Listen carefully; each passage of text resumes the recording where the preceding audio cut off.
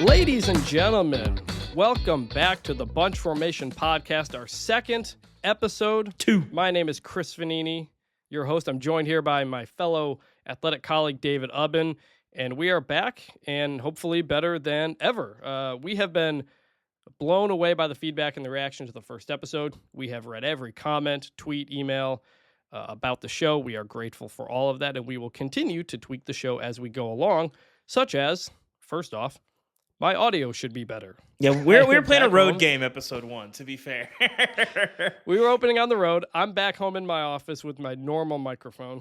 David is also at home. We recorded that first episode in person with 2 different mics, but apparently I had to hold my microphone like super close to my face for it to come through fully. We had the levels and everything, but didn't realize how inconsistent it was until after we had recorded. We got that feedback from you. Hopefully I'm sounding good. I hear that should not be a problem moving forward. Dave? Yeah, you're just stuck hearing Chris's voice otherwise. I am good. We're back. My 3-year-old woke up like 3 hours earlier than she usually does today, and that is not good for the start of a day. So we're struggling, but we got her birthday party coming up. Anyway, please leave us a review now or in the future. It's a big deal for us. You know, when you start these kinds of shows, it's a little slow going. Starting anything from scratch is a little bit like rolling a giant boulder. It starts slow. You guys can help us a ton by leaving a review and making sure that we are visible to others and helping us grow the show. Again, I know every podcast kind of asks you to do that, but it does help in the algorithm, the promotion of the show. And every 5-star review we get on this show, we're going to read it and shout out the people that leave them. So please do that. We love seeing you guys, hearing from you guys. Lori on Spotify commented, finally, a podcast devoted to the making of a meal that comprises both breakfast and lunch. We do need a brunch formation segment. Chris is not a food appreciator. For anybody who's not aware, I am a food appreciator, but hey, we'll manage. We'll manage. Yeah. Also, we will read everything on there, and we've got the drops and everything. If anybody has suggestions for drops, please let us know about that. We're going to talk on the show about the CFP. We're going to talk about my top 25 coaches of the 2000s, Dave's top 25 games of the 2000s. We have quite a bit of disagreement with each other's lists and some other news going on in the sport. But Dave, first off, yes, you and I were in New York last weekend. You wanted to talk a little bit about that.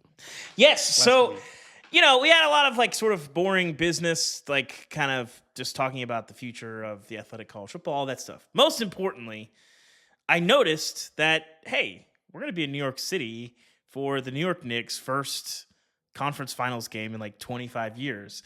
So I was talking to some of our colleagues, and I was like, listen, Wednesday, I'm going down to MSG just for the vibes. I did think about going to the game. The get-in price, when I checked, was $975, and by like game day, it was like $600. It would have been cool.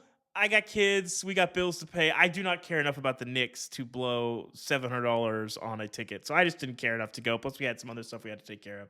But you and myself, Joe Rexroad, Mitch Light, went down to MSG looking for the watch party, but just sort of stumbled upon some angry, well, they were happy fans, and they turned into sad fans. Very cool experience being outside of MSG for one of the great collapses in NBA playoffs history, and just a lot of very sad, silent New York fans. It was a cool experience. It was fun. Yeah, we thought there was going to be like a big screen and a watch party. Yeah, I like think there is somewhere else in Manhattan. I'm not in the loop on the Knicks. They did something at Radio City. So we get there like toward the end of the fourth quarter.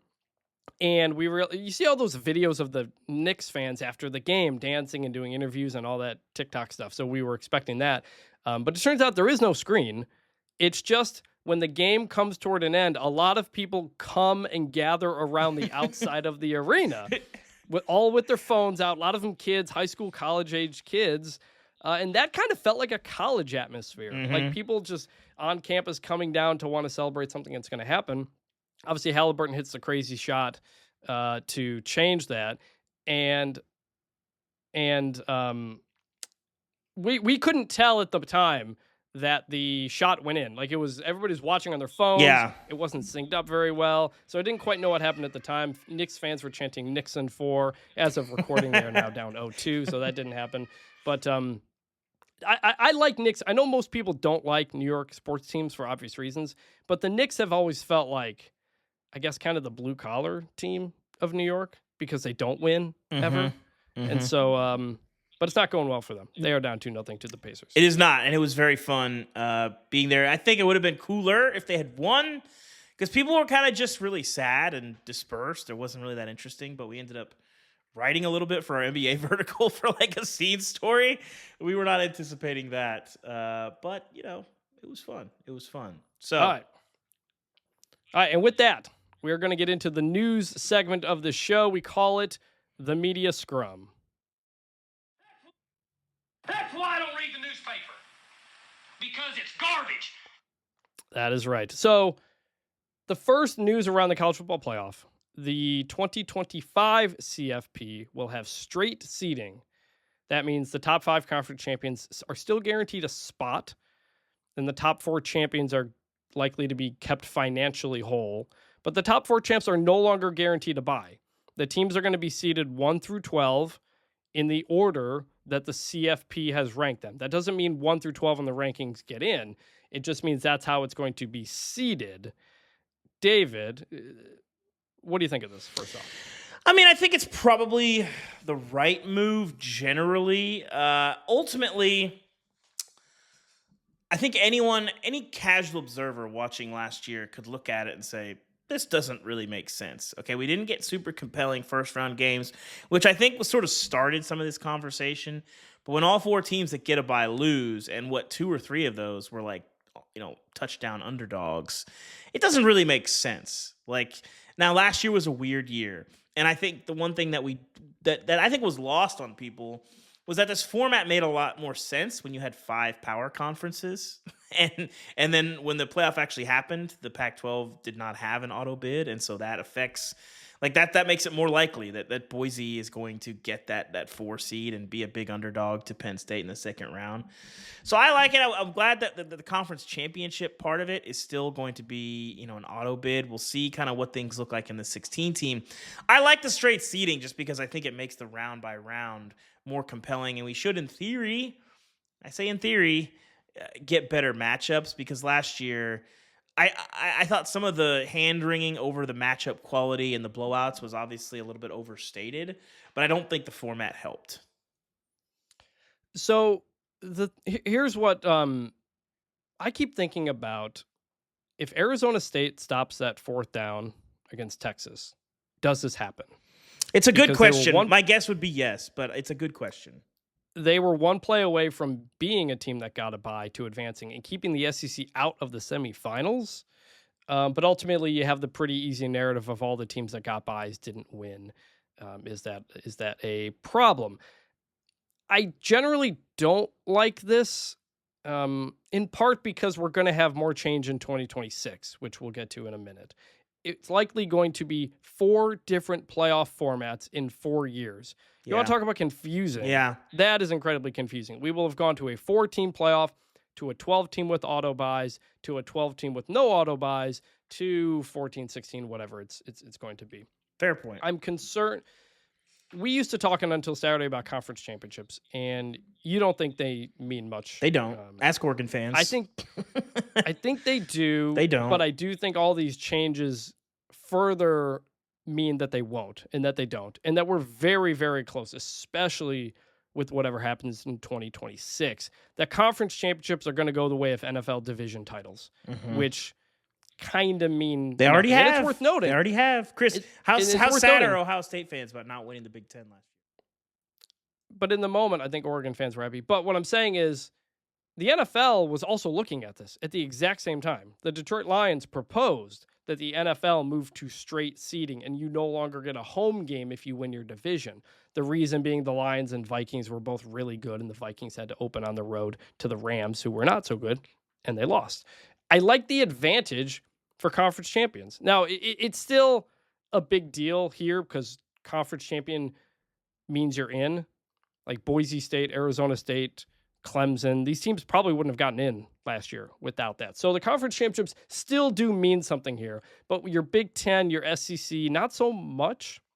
I mean, last year, the top 4 teams, Oregon, Penn State, Texas, Georgia, the Big Ten to SEC championship games essentially did or would have meant nothing. Well, that's why I agree. That's why I think that this stuff, like, this goes back to what we talk about. College football doesn't really make any sense. And now that you have these conferences with disparate realities, that, winning the ACC, winning the Big 12, I think it does mean something.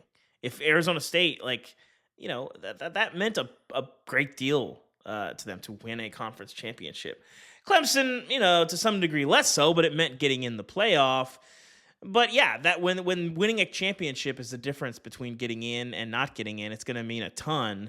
But like you said, and I wrote about this coming off of the SEC championship, that it makes no sense for Georgia and Texas to play a game that is barely for seeding and can only hurt your chances of winning it because injuries are going to happen in those games, and Carson Beck found that out the hard way. So I don't know how you fix that, because in the major conferences, and they're sort of discussing this and trying to figure out what the conference championship weekend looks like, it doesn't make sense. I think everybody sort of knows that. I don't think any administrators want to say out loud that conference championships don't matter, but that's why we're discussing some changes there.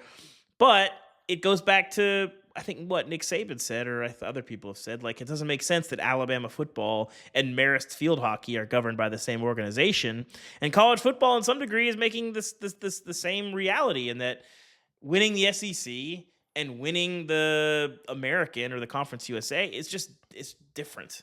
And I don't know how you jockey that in a way that makes sense, because in the leagues that are getting one or two teams, that's a huge deal, versus the SEC and Big Ten, where it's 3 to 5. It's not going to be a big deal, and there's no fixing that.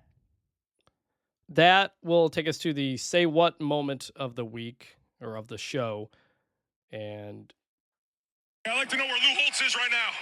One day I'll stop laughing at that. I don't think it's going to be a while. This one comes from Boise State Athletic Director Jeremiah Dickey, who tweeted after the news came out about the CFP straight seating, "At CFP playoff, please call it the Boise State policy. Legacy is important. Would make us feel better. When the system is created to keep you down, you fight like hell to break it. Nothing to lose. Always what's next. Believe in Epic 1-0. Do you think Boise State is the reason this happened? No, I think they're part of the reason. I do think that there's precedent for this. In the very first year of the BCS, Kansas State is ranked, number 3. They go to the Big 12 championship. They're upset by Texas A&M, and they fall all the way to the Alamo Bowl because they're coming off a loss. They're not exactly the biggest fan base, and they literally instituted a Kansas State rule that basically protected losers of conference champions. And if you were finished in, I forget what the rule was. If you finished, I think, in the top 4 or 5, like, you were guaranteed to get into. I forget exactly what the rules, but it was the Kansas State rule. And so they changing things. They finished after 1 year. They were number 2 that year, and they lose the Big 12 championship in double overtime to number 10 Texas A&M. They drop to number 4, and yes, go to the Alamo. Yes, and lose. So anyway, I think there is precedent for, we've had this system for a year, and we already see this glaring hole in it. And that was obviously in the selection of the BCS Bowl. So, if you're an AD and you're preaching to your constituents, sure, call it the Boise State policy. It's not. They were a part of it, but it's not about Boise. It is notable, by the way, this change had to be unanimous from the 10 commissioners and Notre Dame's AD to make it happen. The 2026 and beyond changes do not, but this had to be unanimous. And so why would the group of 5 agree to this? And even the Big 12 and ACC too. I think part of it is those top 4 champions will still get the money they would have otherwise gotten. You get $4 million for making the first round, $4 million for making the second round, and so the teams who got the buys got $8 million. So if you're a group of 5, if you're an ACC champion and you're a top 4 conference champion, you'll get $8 million, even if you're playing in the first round. I think this also opens the possibility of a group of 5 team hosting a game. It does kind of change who could host those first round games because you won't have an Ohio State or a team or a Penn State, a Texas, teams that were in the top 4 that were getting home games. Yeah. Now those teams would have gotten buys. It would have opened it up a bit more, which might make us could be more interesting. ripe for So upsets. It might make us more invested in that. So yeah, it will make theoretically for better first round games and second round games, but college football, there's no guarantee ever of having that. I would have just knowing we have the changes coming in 2026, I would have just kept it the same one more year. It's like you're just going to have to keep explaining it to people over and over again. But that is what it is. So let's talk about the 2026 situation right now. That has not been formalized. That is something that the Big Ten and SEC essentially can create for themselves. And our colleague Ralph Russo wrote about it. I've written about it. The number everybody's looking at now is 16 teams. For a while, it was 14 teams. Now it's 16, with the idea being potentially 4 automatic bids for the Big Ten, the SEC, 2 or maybe 3 each for the ACC and Big 12, 1 for the Group of 5, and then 1 or 3 at large or Notre Dame. If Notre Dame is ranked above a certain level, I think it might be like 16 or 14 or something like that, they would automatically get in. This is a much more dramatic change. Yes. How do you feel about it? I mean, I'm an 8-team guy, so we're sitting here in 16. I don't love it. I think you've crossed the barrier, not horribly, but crossed it enough where you are definitely devaluing the regular season to a degree that I do not love.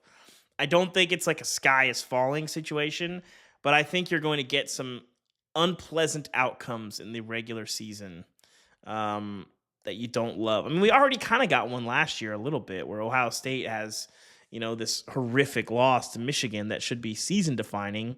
And instead, that's kind of an asterisk on the season more than anything that defines it. So as far as that goes, I don't love that. As far as the auto bids, I mean, I still think that the Big Ten and the SEC, they're underrating how much this is going to undermine the credibility of the event. People do not like this, and you don't even need these auto bids. Like, let the committee do their job. The committee, as much as Greg Sankey wants to complain about it, generally has given more breaks to the Big Ten and the SEC. If the SEC is really that sad about, 3-loss Alabama, 3-loss South Carolina, they didn't get any consideration over 1-loss Indiana, it's like, don't lose 3 games. That's not a committee issue. That's like you're playing 8 conference games, also, it should be noted.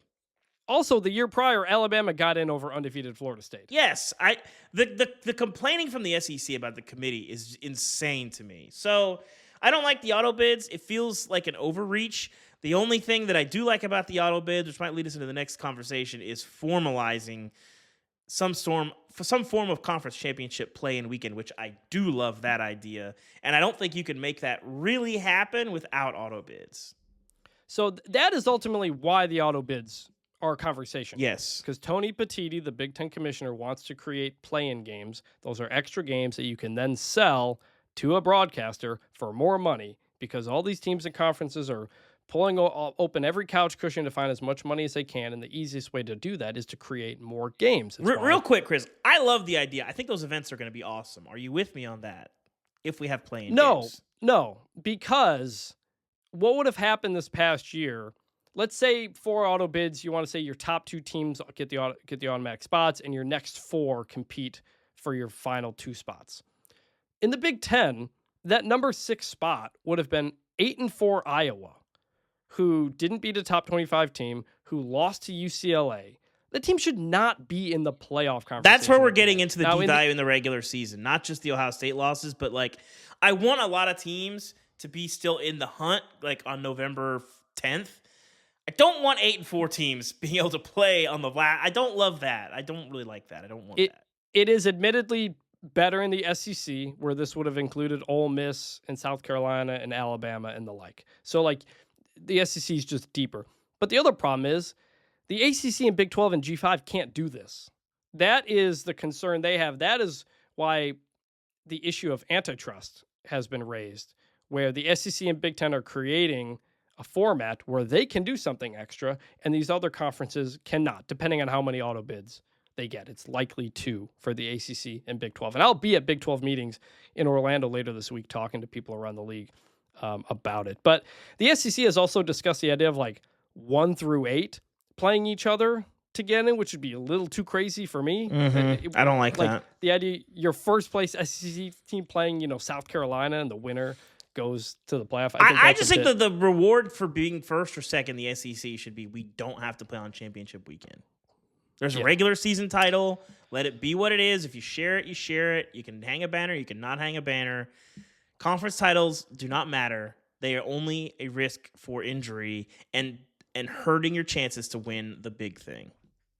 Yeah, and it really, I mean, the conference championship game, it started with the SEC. It's really valuable to them. They have a contract that goes out for a while. They don't want to end it. Yeah, and we should say, see. Chris, nobody knows exactly how valuable it is. I can't remember what we were talking about this last year, but it's in the ballpark of like $40 to $50 million for that game. Yeah. And if you're in those early season, the showdowns or whatever, they play at neutral sites, generally those are like between $5 and $7 million per team. So like $10 or $12 million. If that gives you a sense of the value of one game. Yeah. And so the CFP folks will meet in mid-June. That could be when a decision is made, but we'll continue to talk about this as it goes on. Some other quick topics. The Oregon State Civil War game, it's scheduled for this year. It's not scheduled to be played anymore. That is because Oregon went to the Big Ten, and you had a limited amount of dates. John Canzano up in Portland has talked to ADs at both schools. It seems like 2028 might be the next closest time for that game to happen after this year, because when the Pac-12 fell apart, Oregon and Oregon State made a short-term deal. Washington State made a 5-year deal, so the Apple Cup's going to continue for a bit longer. These are non-conference games now. This is one of the longest rivalries in college football history. I went up to Corvallis for the game last year. Once again, we talked about Notre Dame USC last year. I don't like these games ending. I got an idea for you, Chris. Are you a politician in a state where an interstate rivalry has broken apart? If you make it your pet, not. That's a shame. If anyone listening this is for you. If you want to be popular, I'm not a huge let's get politics involved in like scheduling football games, but this is an economic issue. If this game doesn't happen, your smaller school is losing money. Your state is not happy. I would be fine if state legislatures got involved and said, no, you're playing this game. And it's going to be like state law because it's such an impact on the economy. We're going to play this game. It's going to be on home campuses. It's going to rotate every year. You're going to shut up about scheduling and you're going to just deal with it. Figure out a way to make that happen. And you will win re-election in perpetuity. You know where that does happen is North Carolina. It's not there. I don't know the exact details, but I think football and basketball are required to play a certain number of games against in-state opponents. That means your App States, your Charlottes, your ECUs, that type of stuff, because it's good for the state of North Carolina. I think it was the state that made West Virginia and Marshall play after all those years of not playing each other. That should be annual. There's no reason for it. Oregon State need to be playing every year. Washington State need to be playing every year. Arkansas State need to be playing every year. There's a few others I'm sure I'm forgetting. Like, I wouldn't mind if, like, UAB and Auburn had to play and they got to rotate UAB and Auburn and Alabama every year. Like, if college football is going to become an increasingly national sport where USC and Michigan are going to be like, we're going to force some stupid rivalry on these two teams. Well, guess what? Then we need to step in and do what we can to make the sport at least have some regional identity and force these games to happen, because it's good for the sport, it's good for the states, it's good for the economy, and people want it. People want it. So play the games and figure something out. Yeah, a lot of these decisions are made not for what the people want, not for what the fans want. Speaking of politics, real quick, the Presidential Commission on College Sports that never really got started is taking some sort of pause, essentially. It was reported by us and others that Nick Saban and Texas Tech booster chair, former player Cody Campbell, would co-chair this thing.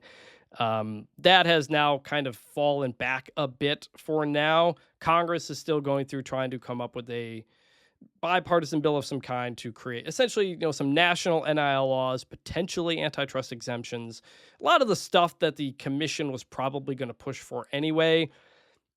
I've talked to people around Ted Cruz. They're cautiously optimistic something can be done, but this is politics and there's usually more important things going on than this. Dave, did you have any quick thoughts on this kind of non-thing? My take from the commission has been the same from the start, is that we don't need a commission to figure out what to do. Everybody knows what to do. is that you have to get something resembling collective bargaining. That fixes 80%, 85% of the issues ahead of college football. Something resembling a union, something resembling employment, something resembling collective bargaining. You can call it whatever you want, but until you get to that place, you're going to be in this unsustainable place where you have this roster movement that's not good for literally anybody, that nobody particularly wants. Kids are losing out. You're for a short-term payday. You're hurting your chances of going to the NFL. All kinds of stuff that we've covered on this show. So it is what it is. The commission. I mean, we got enough committees and commissions. Like, we know what has to happen. It's just a matter of getting to that. And I thought it was interesting too. We don't need to go deep on this, but Tennessee's president and athletic director they did like a video and then put on social. Like, the clip was, "We need collective bargaining. That's the road to the future." And that's the simplest way. There's no mystery. There's no like, well, what are we going to do? Everybody knows what to do. It's the how that's the problem. Yeah. The idea that's been brought up and made by some people is you could make it like the Screen Actors Guild. They are all independent contractors.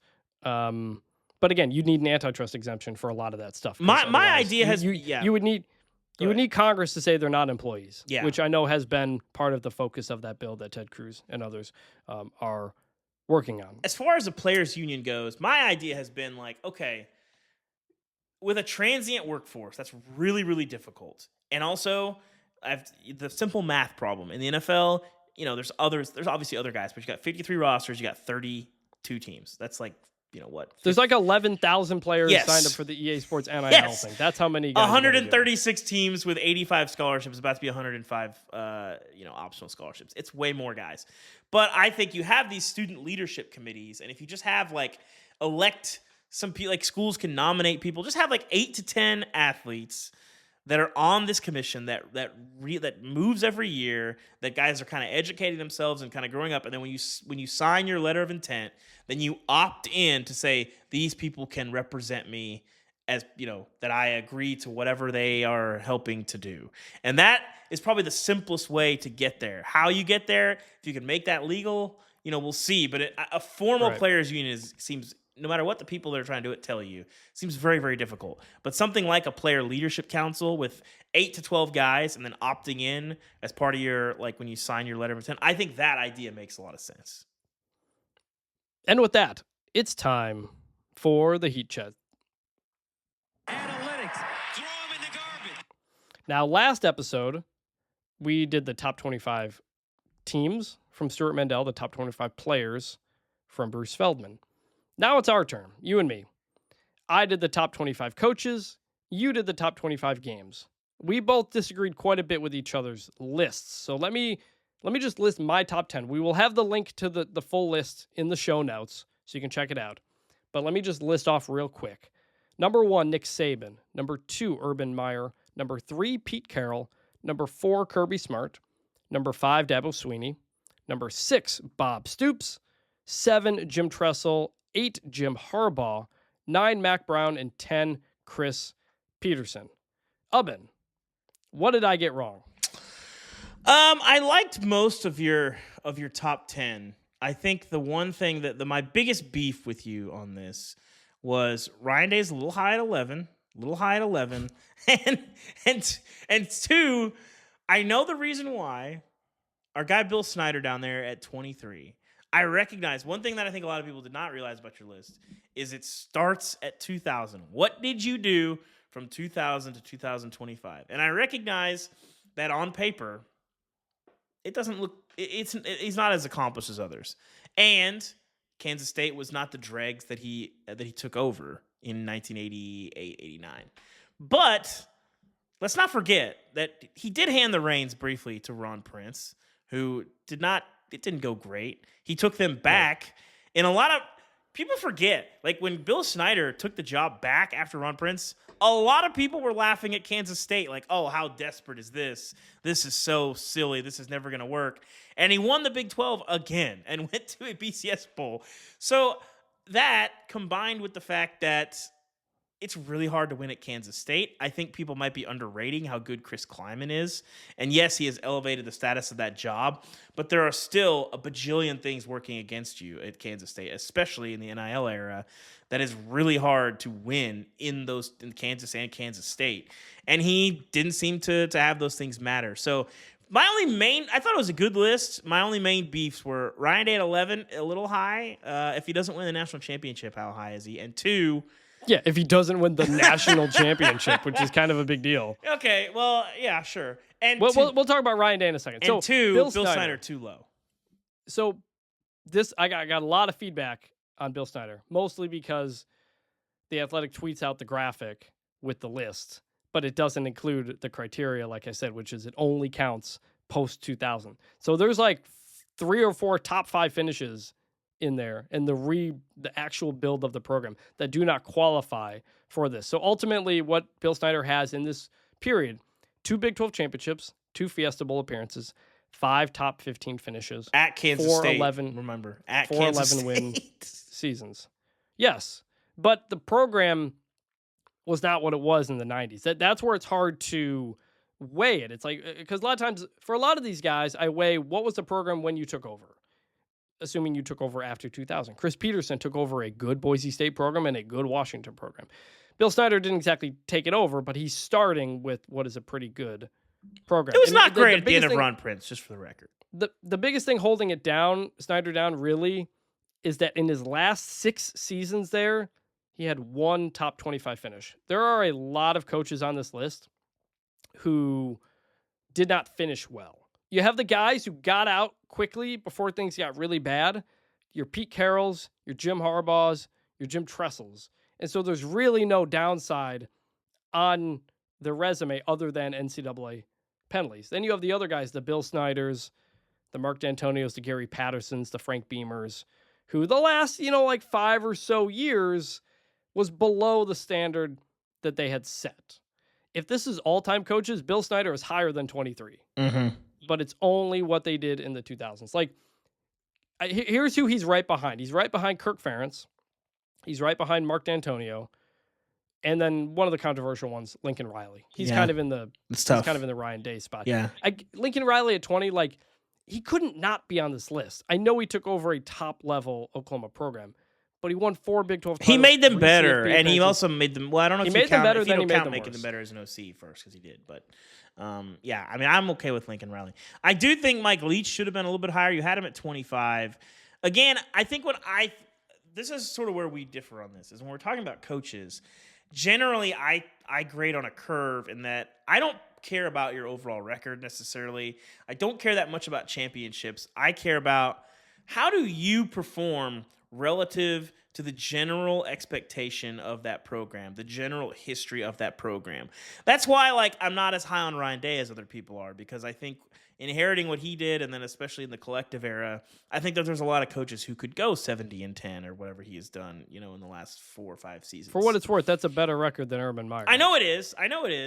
But I also think that he's had more talented teams than Urban Meyer had at Ohio State, especially this year. Because he recruited very well. In the collective era, situation, it gets messed. Chris, in the collective era, it gets complicated when we're talking about quality of recruiting for a coach. Can we at least agree on that?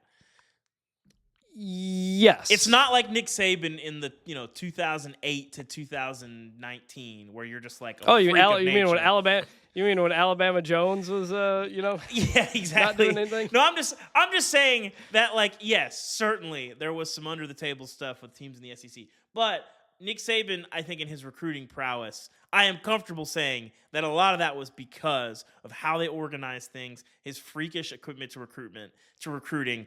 Those guys live and breathe that thing. Not every coach is calling recruits in the locker room after a national championship victory. They're just not. Yeah. So Ryan Day was 11, which, again, considering the record and everything, would tell you top 10. I thought keeping him out of the top 10 would make that pretty fair a spot. But it's again, it's how do you evaluate these guys? Ryan Day, other than the Michigan game, he's 49 and 5 against the Big Ten. 4 of those losses are to Michigan. Yeah. It's the one thing he can't do. And yeah, I also gave extra weight to guys who made multiple national championship game appearances. If you can get, if it's a one-off, that's one thing. But if you can take a team back, that to me is impressive. It's why Ryan Day, he's made 2 title games, was a missed field goal away from making a third. It's why Les Miles, for all of his many faults in the finish at Kansas. Yeah, Les Miles is a complicated one. He's number 17 on the list because he won a national title and went back there in 2011 with a team that I thought should have been on the top 25 teams. Actually, you underrated Gary Patterson on here, and I think you maybe overrated Jimbo a little bit. Jimbo was tough. I may have had Jimbo too high, but Gary Patterson was just like Bill Snyder in that they had 4 really below average to bad seasons, and he got fired at, well, he was 3-5, 1 top 25 in his last 6 years. He also just like Bill Snyder. literally won a program into a conference. He did. How many guys on this list, Kyle Whittingham and him, are they the only ones that did that? Yes, and it's also noting both of them took over pretty good situations. Gary Patterson, Dennis Franchione was a 10-win team when he left, and Gary Patterson took over, and obviously Kyle Whittingham took over a Utah team that went undefeated. I had Kyle Whittingham at 19. He said he's been more up and down than I think people realize. Yeah. There's a lot of like people remember the beginning and what's gone on the last couple of years. The middle is really kind of up and down. Was there anything else? No, I think on this list? I think I think Mark Richt is on the list as like one of the more underappreciated coaches of the last 25 years. It's better than you remember. Better than you remember. When he doesn't get a lot of respect from college football fans, but if you just really look at it, he's a good coach. And I think like the combination of all the frustration that was happening while he was there, and then what Kirby has done since Rick, like I think Mark Richt is not thought of as highly as he should be. And he had a nice little swan song at Miami too. Good also, he is in the College Football Hall of Fame now. He did go in there a couple years ago, which I think probably people also forget. He got fired for going 9-3. Like, he made a bowl game every season. He was really good almost every year.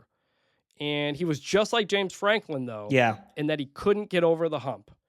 And I have James Franklin 2 spots ahead of Richt at 16, simply because of what James Franklin did at Vanderbilt to get them to the top 25, which nobody else had ever done in 80 years or whatever. The only negative I would give Richt is I am of the mind that Georgia is the best job in the country, and I don't know that he necessarily lived up to that. But if you look at their history doesn't necessarily support that reality. And in the NIL era, that gets really complicated. But I do think Georgia is, the best job in the country, and I don't know that. Yes. Also, by the way, cutting this down to 25 was really, really hard. Yeah. I have a very long honorable mention. Coaches who it was very hard to leave out. Mike Gundy at the top. He was in my top 25 for a very, very long time until Les Miles got in there and it bumped him out. David Shaw, Rich Rodriguez, Brett Bielema, Ed Orgeron. Orgeron's the only national championship winning coach to not make this list. But everything outside of that 1 year, and the year before was pretty good, but there's not much else there. Art Briles, Steve Spurrier, Kenny Matalolo, Jeff Monken, Bowden, Paterno, Petrino. There's a lot. There's a lot of guys. Cutting it down to 25 was tough, but ultimately, I still stand by everything I had in this order. Our colleague Ralph Russo was not a fan of some of the spots, but ultimately, I'm happy with it. Speaking of standing by, do we want to do games? Let's do your top 25 games, because I had a lot of we were yelling at each other for weeks over this. I can't remember. I can't remember when I sent you my first list. My first list looked pretty different than the last one, but I like the way they listed it up. Tell us the top 10. The Texas USC Rose Bowl is number 1. The Boise OU Fiesta Bowl is number 2. The Kick 6 is number 3. That's the highest regular season game. Another regular season game, the Bush Push, is number 4. By the way, I had forgotten a lot of the minor details of the Bush Push. They convert on that last drive. Yes. They converted a 4th and 19, which I mostly remembered. I did not remember Matt Leinart fumbling at the goal line, and then an inexplicable the clock runs out. Inexplicable spot at the goal line. I don't know why they spotted it at the goal line. It should have clearly been spotted at the 4. But it was like this fumble clearly happened, and people just acted like the fumble didn't happen. I don't know. Anyway, it was the best game I'd ever seen until Texas USC later that year. Yeah. I had the Georgia-Oklahoma Rose Bowl at number 5. The Ohio State-Miami title game in 2002 at number 6. The Clemson-Alabama title game, the one with Hunter Renfrow at the end, those games are hard to sort through because they played a bunch of them in a very short amount of time. But I have that one at number 7. The final BCS game, Florida State over Auburn at number 8. Very good game. The comeback 2010 Iron Bowl at number 9. And the Midnight Strikes Ohio State 42-41 Georgia Peach Bowl at number 10. So that's the top 10. So we're going to start off with the biggest problem here. Mm-hmm. Some would say Michigan, best point, but okay. Michigan Appalachian State. At the time, the most shocking upset in the history of the sport. Maybe still. You have that at number 24. Mm-hmm. It was not even on your original list until me and some other people yelled at you enough to get it onto the list. Mm-hmm. Explain why this game is not higher. To me, this is obvious top 10. It's not because so I graded this kind of on 4 pillars, okay? I wanted 1, the actual quality of the game. 2, the stakes of the game. 3, the moments within that game that are just memorable, that are just going to live forever. And then 4, the stage that game was played on. That's why there's a lot of Rose Bowls. Like it does matter. If you're playing on ESPN Plus at 2 p.m. on a week 3, it's just different than the Rose Bowl, and it is what it is. The problem with that game is, yes, it has maybe a top 3 to 5 moment of the last 25 years in the blocked field goal, and the announcers are going crazy. That's kind of all it has, okay? Stage, this was the very first game in the Big Ten Network. Most people that you talk to watch this game on Gamecast on their phone, if they paid attention at all. That's how I followed it. I followed it on the Gamecast. Number 2, it didn't have stakes. It just didn't. You can talk about preseason polls. It doesn't matter if a team's ranked number 5 preseason. Florida State was ranked number 3 preseason last year. Preseason polls don't matter. This was a 9-win team losing to a soon-to-be 3-time FCS national champion. If they played that game 10 times, App State probably wins that game 3 or 4 times. It was App State disrespect, Michigan being overrated. It didn't have stakes. It didn't decide anything. It just didn't. And then the actual gameplay, it's a very good game, but when you're talking about the top 25 games of the last 25 years, it's not that good. It's a good game. So when you're talking about why I didn't have it, I barely had it on the list, is because it's elite in one of those 4 pillars. It's pretty good in one of the other pillars, and then it's a total non-factor in the other 2. It has no stage, it has no stakes. So your problem with the stage is that this game happened in 2007 at a time where you didn't have many national broadcast games anyway. But that mattered. I can't help that. If you're playing you're playing week 1 on a network that nobody has yet, then that matters. Don't blame me. Blame the Big Ten for the timing. So I was a freshman at Michigan State for this game, and we kept getting updates on the game on the scoreboard throughout. And as we're walking back to our dorm from Spartan Stadium, my dad calls me. He says, App State just blocked a field goal. They're still in it, or something like that. Because I think Michigan may have taken the lead or something. Yeah, they did. And so we run to the nearest dorm room. We get in the lobby in Wonders Hall, and we all watch the finish of the game. Like, the final 5 minutes of that game are insane. They are. There's multiple blocked field goals. App State takes the lead. Michigan completes what is basically a Hail Mary to set up the field goal that then gets blocked. So very good game. Very good game. The context of the stakes, you were really much against if it's week 1, the stakes aren't what they are. I'm not sure there's anything in September on this list. Michigan, you got to remember, Michigan a year prior was number 2 in the country, and they lose to Ohio State to miss out on a chance to go to the national championship game. Chad Henne and Mike Hart both turned down the NFL to come back to Michigan to win a national championship. And in the very first game, they're a top 5 team. They lose. And their national championship dreams are done. Back in the day, you could be knocked out of the national championship picture because of one loss. And that's what this game did. But then they lost 3 more games. So it's what are we even talking about? But you got some of the stuff. I don't care about at the time. That's what I'm saying. I don't care about at the time. We're not ranking the games at the time. We're ranking them now. I can look back and say that felt massive at the time. Michigan was not that good. They were overrated. Okay, but above that, you have USC Penn State, the 2016 Rose Bowl, which what do we want to talk about stakes here? I mean, this was the point where New Year's Six games started. That to was lose like the their very meaning. start of it. But I just remember watching that game and being like, this is unbelievable. Like I get that's like very much at the start of like New Year's Six games don't really matter. But that was still when like I think people were kind of debating that. That debate I think is obviously part of what brought about the playoff expansion and what it is. But this is like I'm trying to remember. It's mostly opt-out. So you probably had like a couple because I think Fournette did it and McCaffrey did it, I think. So they would have been right before that. I just a game that was the cover of Sports Illustrated the next week. It was the only thing everybody talked about for an entire week. They had to like change the AP poll rules to let App State get some votes or something like that. I just completely disagree on the impact. So we don't need to keep talking about that game, but I really disagreed on that one. Texas, Arizona State, last year's Peach Bowl. 13. I'll hear you out on this one. It feels it's tough because of the time frame. It feels too early to have it that high. I don't know. It was an amazing, crazy game. I think we talked about this last week, but I'm like anti-recency bias. Like I need things to have time to kind of sit for a little bit. That felt a little bit high.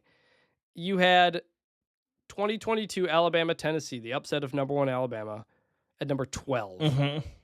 You had this one higher initially until we kind of knocked it down a bit. Mm-hmm. Alabama was still in the championship picture after this. They had to lose another game, which they did to get knocked out. Why do you have that one so high at 12? If you wanted to, the most cynical reading of that is that you were there, and that was the only game on this list that I personally attended. If the most cynical reading would say that, then I would say there might be something to that, possibly. Like it was very memorable. By the way, Chris, I forgot about this. Just not to backtrack.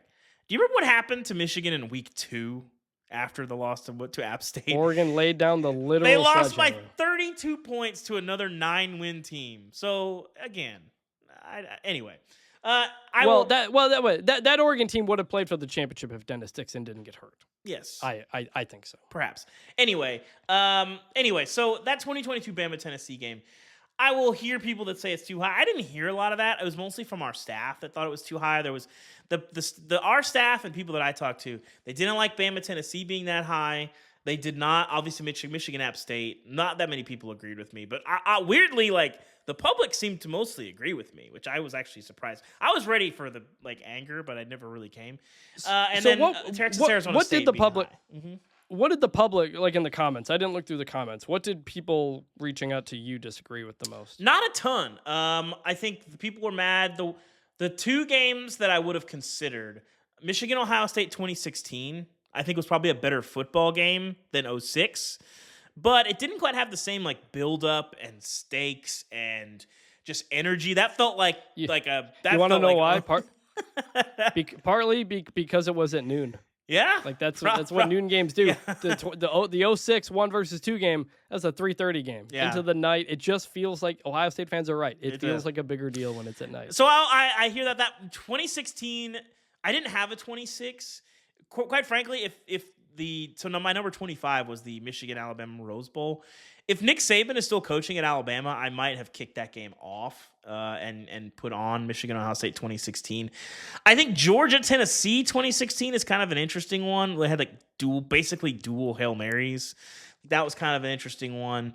But I didn't hear a ton of like anger. I did hear some of the Big Ten folks were not happy about Michigan Northwestern not being on the list. I heard that from some people, not very loud. That's the 2000 game. Mm-hmm. That was like 50 something to 40 something. The and birth that of the was one spread the option. Mm-hmm. Yeah, it's one of the games that brought the first like big time passing spread it out offenses to the Big Ten, and that game kind of changed the Big Ten. So yeah, I thought that one should have been on there. Texas Michigan Rose Bowl you had on there, which is like it was a great game, and I grew up in Michigan, so I watched it. I feel like nobody remembers that game because of what Vince Young did the next year. Yeah, I barely remember it. I mean, I remember a decent chunk of it. I remember Vince being dominant, but I don't know that I sat down and like paid attention and watched it. I mean, I obviously the Rose Bowl the next year, I distinctly remember like I was with like 5 or 6 friends. Like that was appointment viewing. Like got food before. like went, we're watching it around a big screen with like 6 guys, like in call, I think we're heading to college that next year. I don't remember exactly the timing, but anyway, yeah, I think I was freshman year, Christmas break. Anyway, but yeah, that one was appointment viewing. Rose Bowl the year before was not quite appointment viewing, but I definitely like watched it. I just don't remember it quite as distinctly. You also had Pitt, West Virginia, 2007, the 13-9 game. You had that at 22. It was a big game, but the game itself was terrible. Well, that's because that's where that goes back to the 4 pillars, okay? Quality of game. Now, I think you can make up for this a little bit. The quality of the game, not great. But I think it does make up for the quality of the game when you're watching the game saying, I can't believe this is happening. And that was like the entirety of that game. You know, another game I felt we all felt a lot. Michigan App State earlier that season. But here's the thing. But again, that goes back to that's bias in the moment because that Pitt team was not good. That West Virginia team was very, very good. We had seen that throughout the season. We saw it again in the bowl game. They should have mowed over a very bad Pitt team. In retrospect, it still makes no sense. It is the worst loss in college football history. And Michigan App State, again, it seemed crazy, but I stand by if they play that game 10 times, App State probably wins it 3 or 4 times. The West Virginia game, Pat White got hurt. Pat McAfee missed, I think, multiple field goals in that game. So it was tough.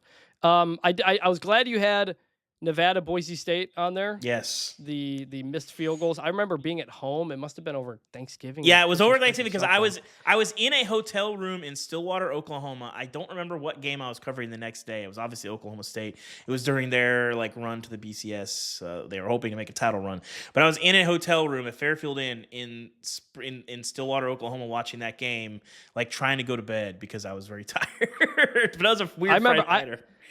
I yelled multiple times and woke my parents up. That was the game where Colin Kaepernick went off, and then Boise State missed, I think, 2 field goals, one of which may or may not have been good, but the goalposts were very short. Yes. Ultimately knocked Boise State out of the national championship picture at the time. They probably don't get in. They probably don't get in reality because there's multiple undefeateds that year, but they were very much in the mix, and that killed it. So. You had 2017 UCF USF in there, which I was glad. That was a ball nowhere pick. Back and forth. I got multiple comments from people. I will say I got multiple comments from people that were like, nice pick. And then I also got comments from people like, I can't take this list seriously when there's a game between UCF and USF on there. That's a non-ball nowhere take.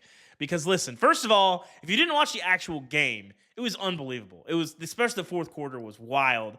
And I think what pushed this game onto the list is that UCF win kept alive the 13-0 season, and the 2017 national championship sign that hangs in the bounce house doesn't happen without that game. Obviously, a lot of controversy around that situation. So you also told me you had some people who didn't think Boise, Oklahoma should have been that high. I got that a little bit. So again, this is looking back and not looking at what people thought about in the moment. Because the thought was, well, it's just a Fiesta Bowl. Nobody cares about the major bowl games. No. This is 2006, 2007. With college football, it's very hard because I can't remember, what's the season and then the year the game was played. So if I say 06, whatever. The 07 Fiesta Bowl, this is back in that time when it was a huge deal to win a BCS game. It was a big deal. People cared about it. There were still big events. We hadn't really we didn't have any opt-outs back then. And this Oklahoma team, which was admittedly probably a little overrated, the line on that game, they were only 7-point favorites. But you had Adrian Peterson on that team. Paul Thompson, not the greatest player in the world. That was not a great Oklahoma team. But the idea coming into that game was they're just going to get bowled over. Oklahoma's too good. Adrian Peterson, they're never going to be able to tackle him, and that was not what happened. Boise led for most of that game. Yeah, they were the better team, and they should have won that game. There was a fumble in the second half. No, it was Jared Zabransky. So they were tied with a minute and a half left. But before that, sometime in the second half, Boise could have gone up 3 scores, I think, and they didn't somehow take advantage of it. But then, yes, Oklahoma comes back, scores to tie the game, and immediately Boise with a minute left. That was a pick 6. Horrific pick 6 from future NCAA cover boy Jared Zabransky. Yes. You're thinking, oh man, they blew it. They led this. They choked it away. Boise State, whom nobody had ever heard of at this point. Yeah. When Utah did it in 2004, you knew Utah. Yeah. It was the flagship university of the state. Boise State, nobody had ever heard of this team before. Yeah. and you get the hook and lateral, maybe the greatest play in the history of the sport. That's to tie the game. now that's what we should have done. We should have done the 25 greatest plays because that's definitely top 5.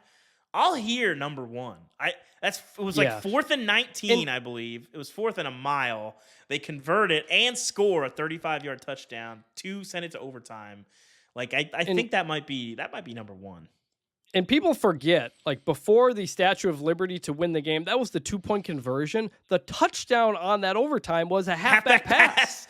If I'm not mistaken, to a defensive tackle. I could be wrong about that. I think it was on 4th down. I don't remember the 4th down, but it was definitely crazy. to a guy wearing number 99. I don't know if that was a separate jersey, but yes. Another game that changed the sport, changed everything, absolutely deserved to be where you had it. So that's our top 25 coaches and games. We've got the lists linked in the show notes.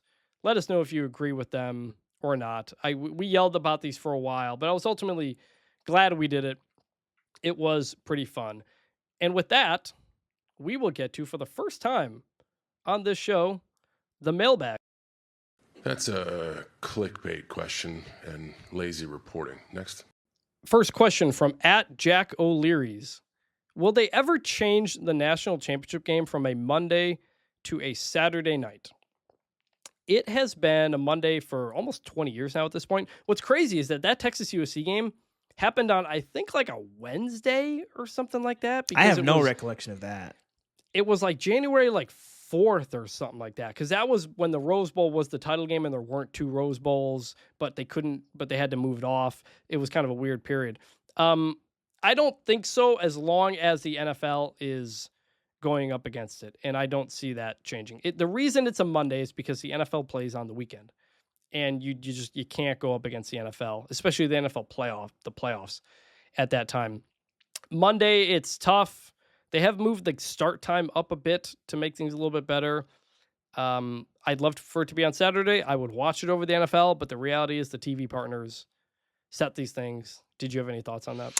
No, I mean, I get the complaints, but yeah, I think just people are mad every year, and we have to explain this every year, and I get it. But if there's one thing we've learned about the NFL the last 3 or 4 years, they're not exactly charitable to competing entities like the NBA, like college football. They kind of just do whatever, and that's part of being the NFL right now, is they can do whatever they want, and the ratings will follow, and everybody else kind of has to adjust to them. So, like it or not, that's where things are. Next question from @DanielSem2004 on Blue Sky. Why should anyone outside the P2 fan bases even care? Everything is tilted to the Big Ten and SEC to always win. The other programs have almost no shot.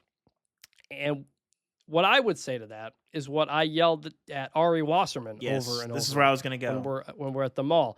College football is not about who wins the national championship. It never has been. It shouldn't be. I'm extremely concerned that the expansion of the playoff is turning it into that. Very fair. College football is about the feeling you have on Saturdays. You only get a few of those. It's about the rivalries. It's about your conference. And it's about reaching the level that you want your team to reach. Most fan bases know they're not going to win the national championship, and yet they sell out their stadium every Saturday because there's more to the sport than that. So if you're an ACC, a Big 12 fan, you're rooting to win the Big 12, you're rooting to win the ACC, you're rooting to make the playoff, and then whatever happens after that point is house money. I don't like it. To me, there's only like a couple of programs who are defined by the national championship. Yeah. That's Alabama, Georgia, Ohio State, maybe USC and Notre Dame. Like, that's it. And this is not new. Like, I hear this P2 fan bases and then a reference to no shot. Well, what's unsaid there is no shot to win the national championship. That's not new. Iowa State has been selling out their stadium for a long time. It's not like Iowa State suddenly is going to have trouble competing to win national championships. That's not a new dynamic, but that's still a proud fan base that cares deeply and wants to have as much success as possible and puts a lot of resources toward doing that. And Iowa State's one of my favorite fan bases in college football. I think a team that, in terms of loyalty relative to what they have gotten on that investment, is on the field minimal, but they care a lot and invest a lot. And that's not that's not going to change because they suddenly have a lower chance of winning the national championship. I don't know that their odds have gotten that much lower. Maybe slightly because them fighting their way through a bracket would be tough. But like them finishing in the top 2 in the BCS rankings, I mean, I don't think they've ever even really sniffed that. So that's not new. Yeah, I would agree. At Gopher Balls on Blue Sky said, excluding the schools that most recently made the CFP or NY6, which G5 school is best set up to succeed over the next 5 years? So this does not count Boise State, Liberty, Tulane, Memphis. This was tough because outside of those 4 teams, like I think of those 4, Liberty is by far the best suited.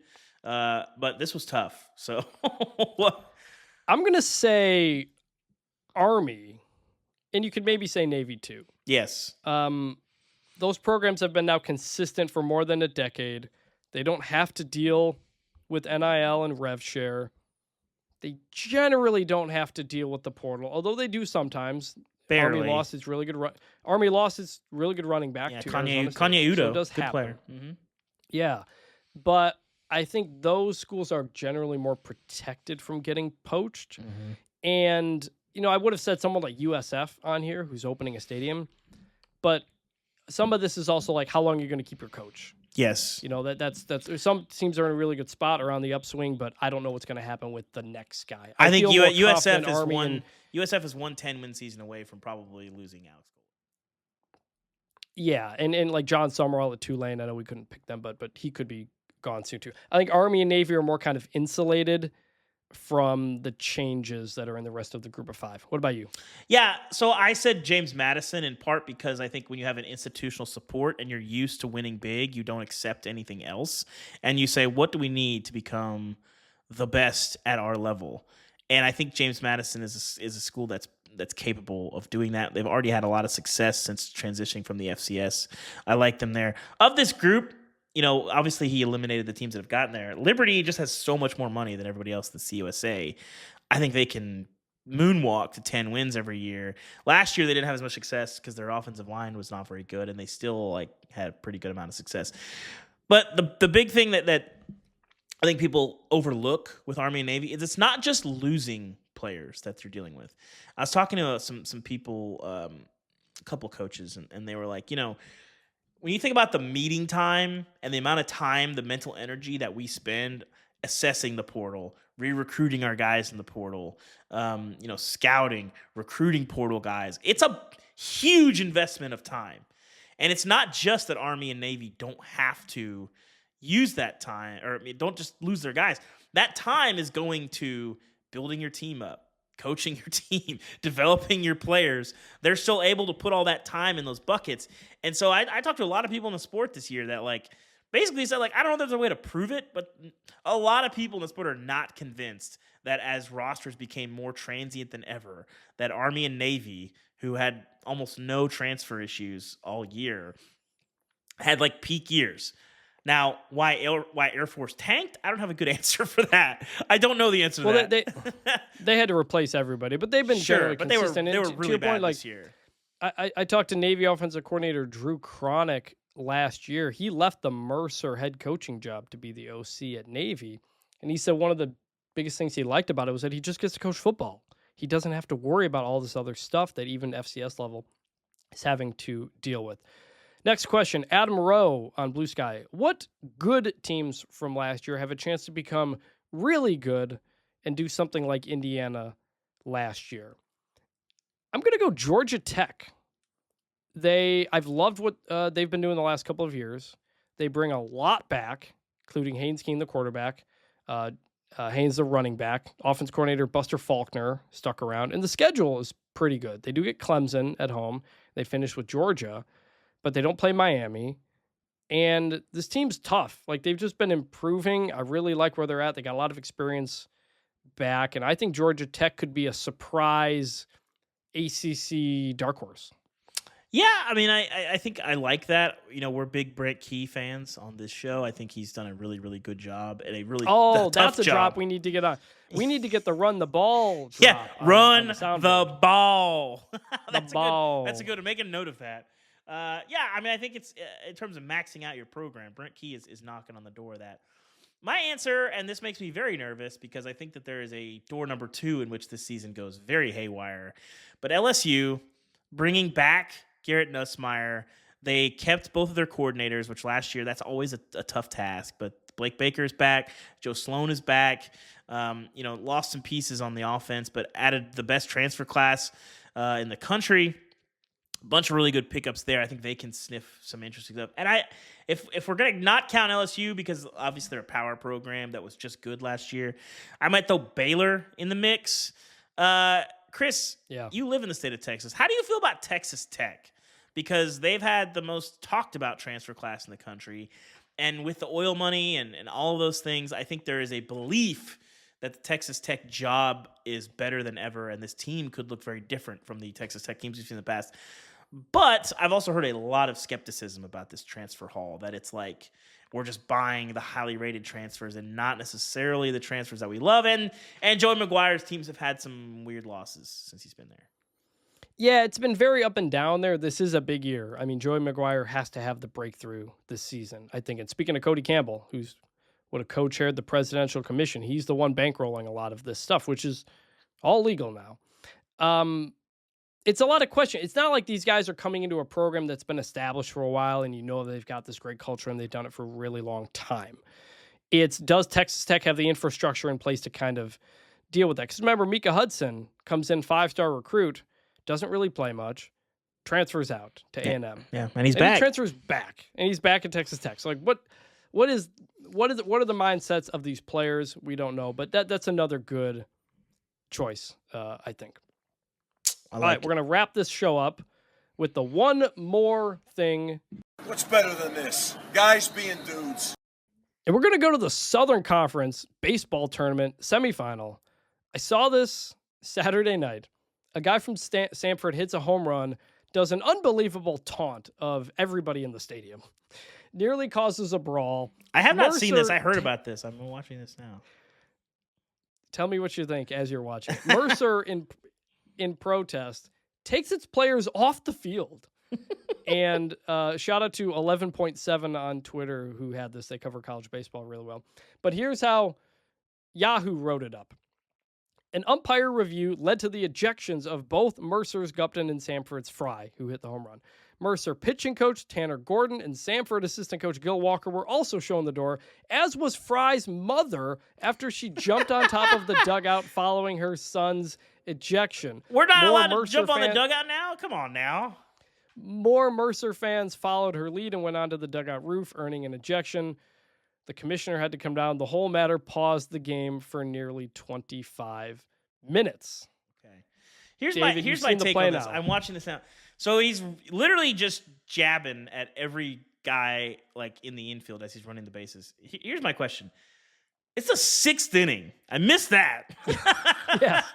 It's the 6th inning to go up 4 runs.